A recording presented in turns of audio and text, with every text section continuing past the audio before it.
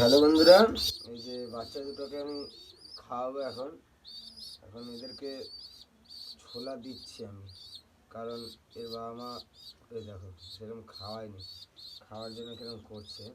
দাঁড়া দাঁড়া দেবো, একে দুটো ওকে দুটো। ছোলাটা ভিজিয়েছি, একটু বাকি আছে। তো সবসময় ভেজা ছোলা দেওয়াটাই উচিত, কারণ শুকনো ছোলা দেওয়া উচিত না, ছোলা ভিজিয়ে দেওয়া ভালো। কাঁচা ছোলা দিলে প্রবলেম হয়, হজম করতে সমস্যা হয়। তো এই বাচ্চাটাকে একটু কম খাওয়াচ্ছে, একেই আমি একটু ছোলাটা বেশি দেবো। আর ছোলাটা দিয়ে অবশ্যই জলটা বেশি করে খাওয়াবে, কারণ ছোলাতে প্রচুর পরিমাণে জল টানে। আর যখনই জলের ঘাটতি পড়বে তখনই হজম করতে সমস্যা হবে, বাচ্চা তখন শরীর খারাপ হয়ে যেতে পারে, মারাও যেতে পারে।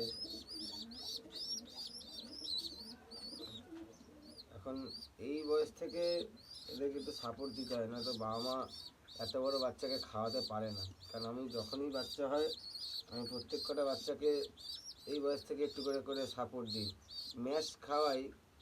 এখন ভাবলাম ছোলাটাই খাওয়াই, ম্যাশও খাওয়াই।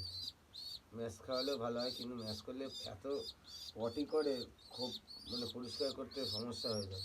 সেই জন্য ছোলাটাই খাওয়াচ্ছি। বেশি না, ওই 10টা 12টা মতো করে ছোলা দিলেই হবে।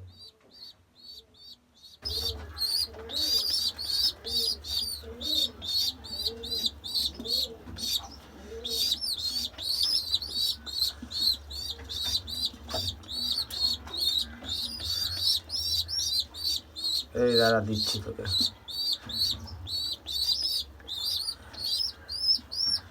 তো ছোলা খাওয়ানো হয়ে গেল প্রায়, এবার জলটা খাইয়ে দেবো।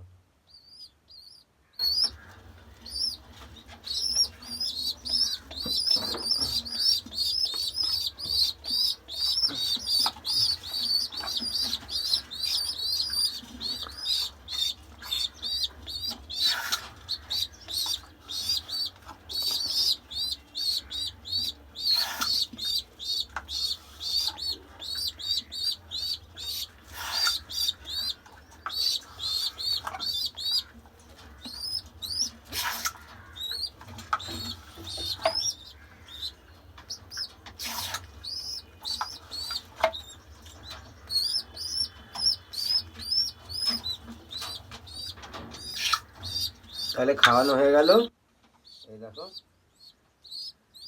পেট ভরে গেছে একদম দুজনের। তো ভালো লাগলে ভিডিওটা একটু লাইক করে দিও। টাটা।